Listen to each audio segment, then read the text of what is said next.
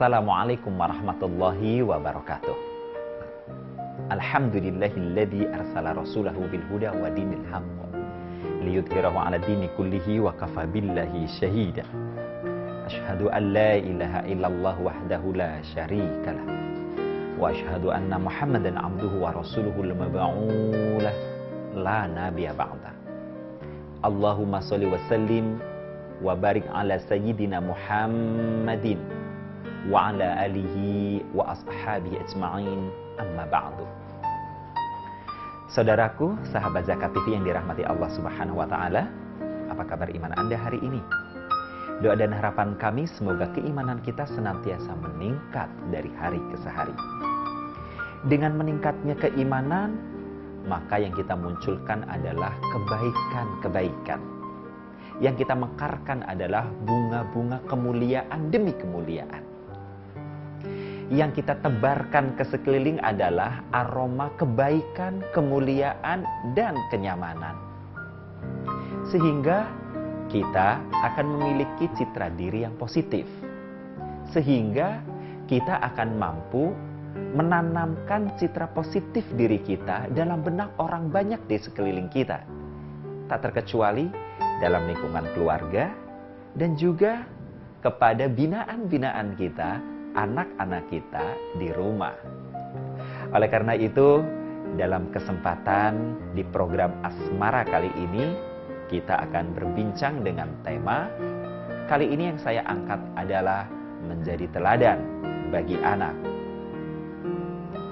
Menjadi teladan bagi anak, sebagaimana yang Rasul Sallallahu Alaihi Wasallam pesankan untuk kita semua adalah ibda binafsika, mulailah dari dirimu sendiri. Ada ungkapan yang menyebutkan bahwa didiklah anakmu 100 tahun sebelum dia lahir. Seperti apa ya?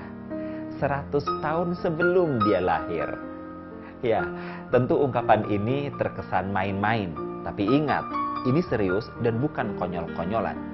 Yang dimaksud adalah kita harus mentarbiah diri kita. Kita harus mendidik diri kita.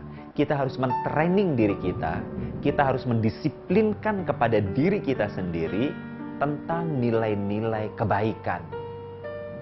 Kita harus senantiasa melakukan muhasabah terhadap diri kita, perilaku-perilaku kita. Apakah perilaku kita seiring dengan perjalanan dan bergantinya waktu masih tetap istiqomah di atas jalan Allah Subhanahu wa taala, ataukah mengalami pelemahan-pelemahan? Kalau dalam istilah kerennya adalah futur, yakni bersemangat setelah melemah, diam setelah bergerak. Jika itu terjadi, maka kita harus segera bangkit kembali. Pada saat kita futur, kita bisa membayangkan betapa sesungguhnya Allah yang Maha Rahman, Rahim, pengasih dan penyayang. Dia juga punya siksaan yang pedih, yakni neraka. Na'udzubillah min dzalik. Ketika kita membayangkan neraka, tentu saja kita membayangkan seakan-akan ia adalah singa yang begitu dekat kepada kita. Singa kelaparan yang sedang siap untuk menerkam kita. Sementara kondisi kita saat itu sedang dalam keadaan lemah, sedang dalam keadaan malas, sedang dalam keadaan tidak bergairah. Tapi karena kita membayangkan bahwa ada singa yang siap menerkam, insya Allah, secara naluri kemanusiaan, secara fitrah insania, orang akan menghindarkan diri dari bencana dalam rangka mencari keselamatan. Atau bisa juga kita bayangkan, kita sedang duduk istirahat bersantai-santai di sebuah tempat yang teduh, tiba-tiba tempat duduk kita bergoncang begitu keras dan seakan-akan ada sedotan yang akan menarik kita masuk amblas ke dalamnya. Secara fitrah manusiawi, mestinya kita refleks, bangkit, kemudian lari sekencang-kencangnya meninggalkan tempat musibah itu. Demikianlah ketika kita sedang dalam keadaan lemah. Demikianlah proses di mana kita tengah mentarbiah diri kita. Kita harus mampu bangkit pada saat kita terjatuh. kita harus mampu segera mengembangkan nilai-nilai kebaikan pada saat kita mampu melakukan kebaikan itu sendiri. Sehingga dengan pengalaman-pengalaman yang sekian waktu lamanya akan terjadi kristalisasi nilai-nilai yang kita yakini sebagai penguat eksistensi kita untuk terus eksis di atas jalan kebaikan dan jalan kebenaran, sehingga kita layak disebut sebagai khairul bariyah. Allah menggambarkan indahnya sikap seseorang yang terus jidiyah, yang terus semangat mentarbiah dirinya. Dalam salah satu firman-Nya di surah Al-Bayyinah, Allah menyebutkan, innal ladzina amanu wa 'amilus sholihat ulaika hum khairul bariyah. Sesungguhnya mereka orang-orang yang beriman dan beramal soleh, terus menerus jatuh bangun, bangkit, mengembangkan, bangkit, mengajak yang lain, dan seterusnya itu, kata Allah Subhanahu wa taala, ulaika hum khairul bariyah. Mereka adalah sebaik-baik makhluk. Kenapa mereka sebaik-baik makhluk? Karena mereka menebarkan aroma kemuliaan kebaikan. Mereka melebarkan sayap amal soleh. Mereka menebarkan aroma wangi akhlakul karimah. Keberadaannya membuat orang-orang sekelilingnya senantiasa bersimpati kepadanya. Membuat orang-orang di sekelilingnya tertarik untuk mengikuti langkah-langkah baiknya. Allah masih melanjutkan dengan memberikan garansi yang sangat indah. Jazaa'uhum 'inda rabbihim jannatun tajri min tahtihal anharu khalidina fiha abada. Balasan untuk mereka adalah jannah, surga yang mengalir di bawahnya sungai-sungai. Ada ketenangan, ada kedamaian, ada keindahan. Kemudian apa lagi? Khalidina fiha abada. Mereka kekal di dalamnya untuk selama-lamanya. Dzalika liman khasyya rabbah. Hal yang seperti ini diberikan kepada siapapun mereka orangnya yang merasa takut pada kebesaran Tuhannya. Mendidik diri, mentransferkan nilai-nilai tarbiyah diri kepada putra-putri kita, jelas butuh adanya rasa takut kita kepada Allah Subhanahu wa taala. Penyair Iqbal mengatakan, anak kita bukan milik kita, tapi anak kita adalah milik zamannya. Seperti apakah penjabarannya? Kita akan lanjutkan selepas yang berikut.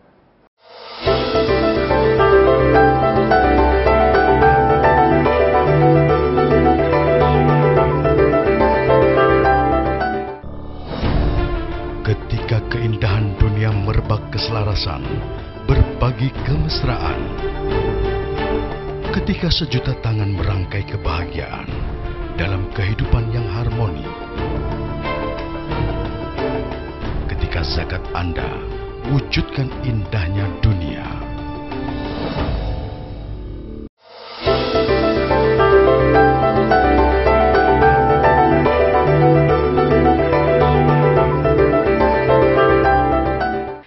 Sahabat Zakat TV yang dirahmati Allah Subhanahu wa taala. Ketika Iqbal mengatakan, anakmu bukan milikmu, tetapi anakmu adalah milik zamannya. Artinya adalah apa yang akan kita goreskan kepada putra-putri kita hari ini, itulah kelak yang akan muncul dan dikembangkan oleh anak kita.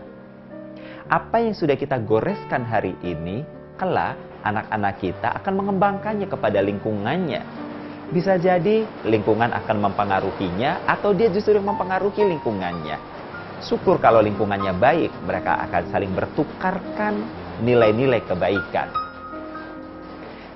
Tapi bagaimana jika nilai-nilai itu adalah sebuah nilai-nilai keburukan? Tentunya putra-putri kita harus memiliki imunitas diri.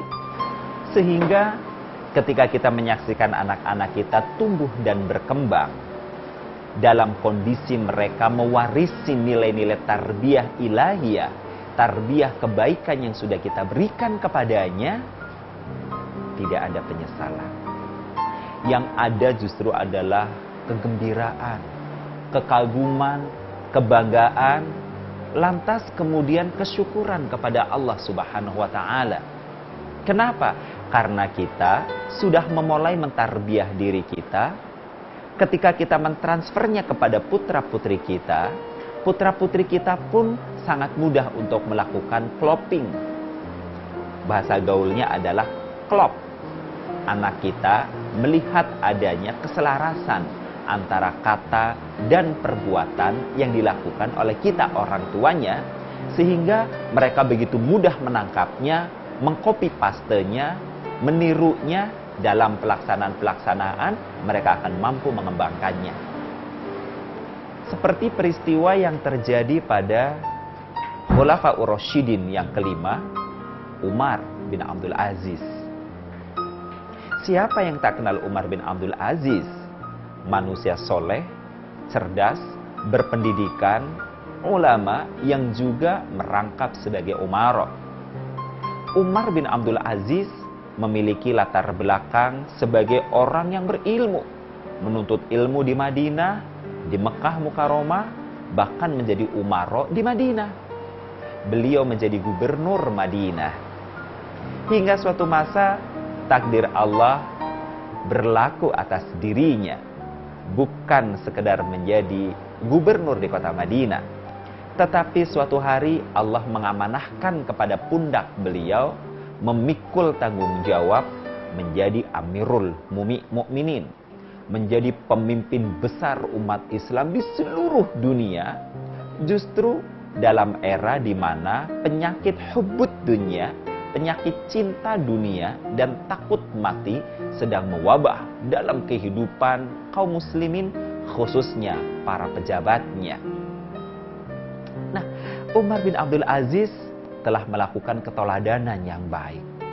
Sebelum beliau berbicara kepada masyarakatnya, berbicara tentang pengetatan ikat pinggang, sebelum berbicara kepada jajarannya tentang penegakan sebuah hukuman, siang hari diangkat menjadi Amirul Mukminin.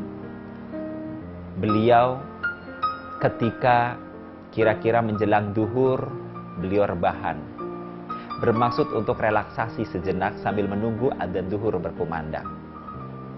Tapi apa yang terjadi? Ternyata tiba-tiba anaknya datang. Begitu datang, beliau masih dalam posisi berbaring, anaknya bertanya, "Ayah, sedang apa ayah di situ?" Kata Umar bin Abdul Aziz, "Ayah sedang relaksasi nak, rebahan sejenak, capek tadi habis pelantikan." Anaknya bertanya, "Pelantikan apa ayah?" Pertanyaan yang sebenarnya sang anak pun sudah tahu, yang mestinya tidak perlu jawaban. Tapi karena Umar bin Abdul Aziz orang yang jujur, orang yang baik, yang selalu menanamkan kebaikan kepada sang anak, beliau mengatakan, "Kan pelantikan ayah sebagai Amirul Mukminin sayang." "Oh, tadi jam berapa ya ayah?" "Ya kira-kira prosesinya jam 9 sampai jam 11, makanya dia udah lepas jam 11 menunggu adzan zuhur, ayah istirahat.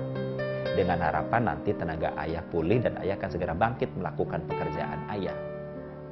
"Oh, kalau begitu anggap ayah berarti sudah menjadi Amirul Mukminin ya pada pukul 11 tadi." "Iya sayangku," kata sang anak, "ayah sudah menjadi Amirul Mukminin pada pukul 11 tadi." Artinya ayah, di luaran sana masyarakat sedang menunggu instruksi ayah. Masyarakat di luar sana sedang menunggu pengayoman ayah tentang penegakan sebuah hukum. Tapi ayah justru enak-enak di sini rebahan dengan alasan relaksasi menunggu adzan zuhur tiba. Ayah, apakah ada jaminan usia ayah nanti akan sampai masuk waktu zuhur? Lantas ayah, jika ternyata tidak ada jaminan ayah mati sebelum waktu zuhur tiba, padahal tadi jam 11 ayah sudah menjadi pemimpin umat Islam seluruh dunia, umat di luar sana menunggu untuk diselesaikan persoalannya oleh ayah. Ayah, apa yang akan ayah pertanggungjawabkan di hadapan Allah kelak di yaumil mahsyar? Jika ayah mati dalam posisi sebagai Amirul Mukminin, tetapi ayah belum bergerak melakukan perbuatan apapun. Luar biasa. Sontak Umar bin Abdul Aziz langsung duduk, menangis dia dengan derai air mata kesyukuran. Dia memuji kepada Allah, ya Allah, ya Rabb, hamdan laka. Segala puji bagi Engkau ya Allah. Sudah Kau berikan kepadaku anak yang begitu patut dijadikan sebagai teladan. Anaknya mengingatkannya ke jalan Allah dengan pengingatan yang sebenarnya begitu sangat menggelegar bagaikan geledek di siang bolong. Begitu menyengat, lebih dari sengatan lebah.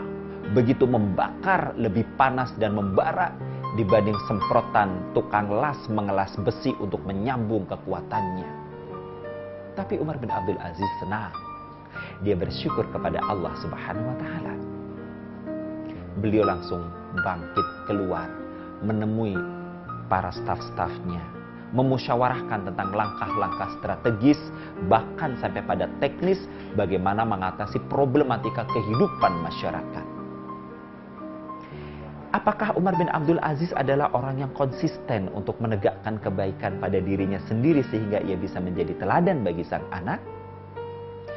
Kita lihat pada malam harinya, kisah ini berlanjut. Di malam harinya, selepas beliau menyelesaikan pekerjaan luarnya dengan masyarakat melalui staf-stafnya, kali ini beliau panggil sang istri. Apa yang diucapkan beliau kepada istrinya? Kita akan lanjutkan selepas yang berikut.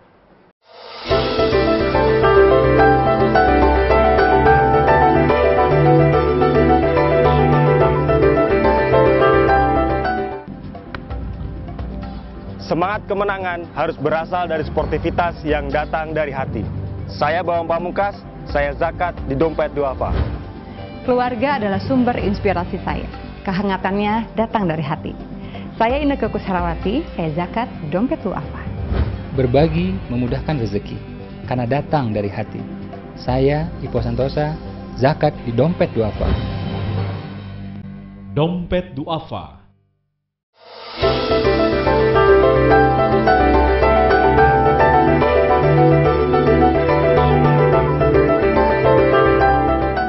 Sahabat Zakat TV yang dirahmati Allah Subhanahu wa Ta'ala, masih dalam program Asmara, Amanah, Sakinah, Mawadah, Warahmah. Tema yang sedang kita perbincangkan kali ini adalah menjadi teladan bagi anak.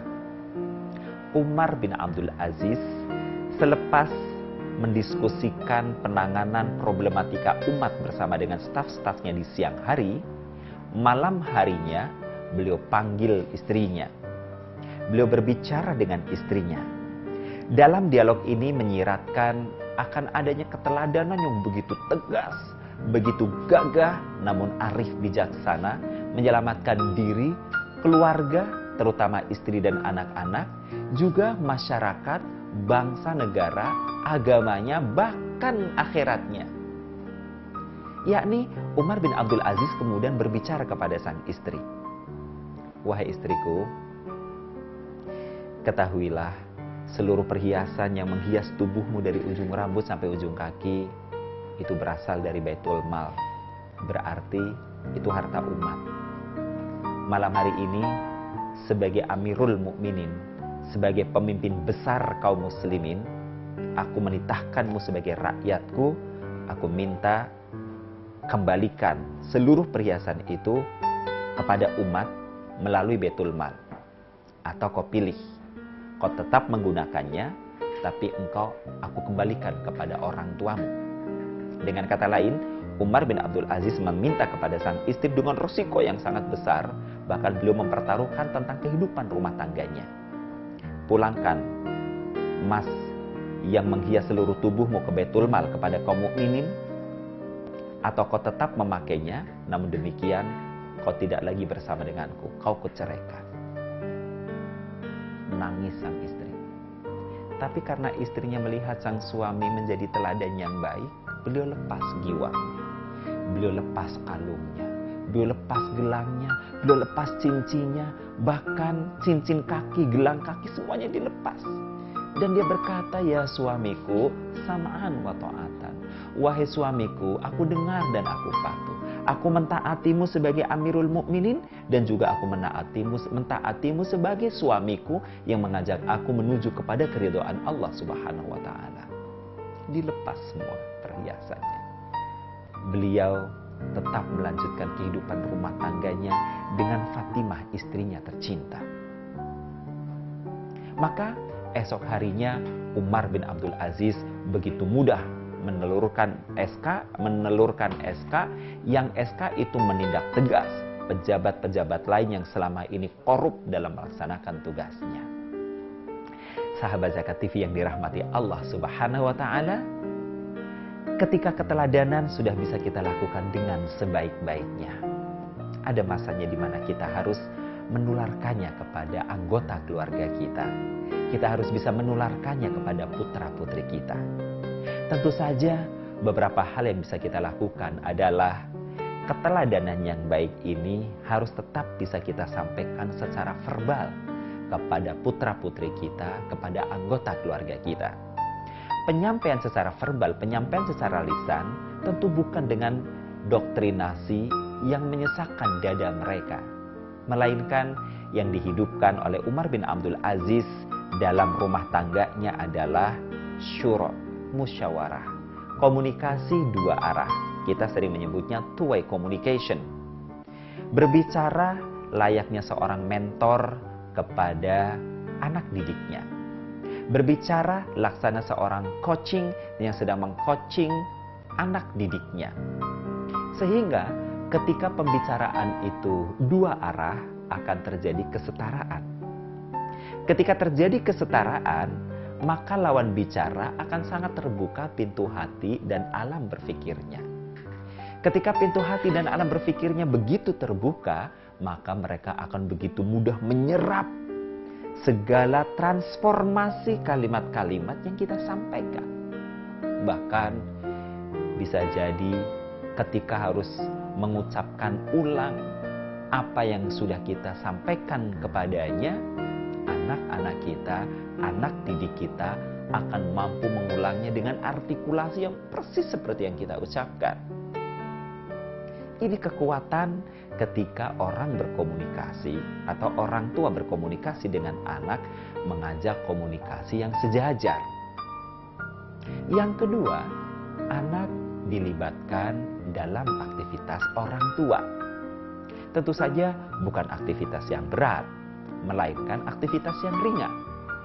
Artinya untuk kita bagaimana ketika kita mengajari anak kita untuk bekerja, merapikan rumah misalnya, bukan dengan instruksional. Misalnya kita menyuruh anak kita menyapu, kemudian kita mengatakan, nak nyapu, sementara kita nongkrong-nongkrong, tidak akan jalan. Yang baik bagaimana? Ketika anak sudah bisa diajak berdiskusi, sementara giliran aksi mereka masih berat, anak perlu pendampingan.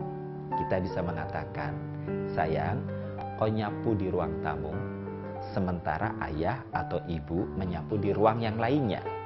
Yuk kita bisa mulai bersama-sama. Atau ketika sedang mencuci, kita juga sebenarnya bisa melibatkan anak kita mencuci. Anak kita belum bisa mencuci yang besar-besar karena memang masih kanak-kanak. Maka kita bisa berbagi tugas, memerintahkan kepada mereka, tapi mereka tidak merasa kalau sedang diperintah. Wujudnya adalah, ayo kita berlomba mencuci sayang.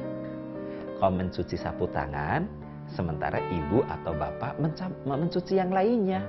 Baju, celana, rok, biarlah ayah atau ibu.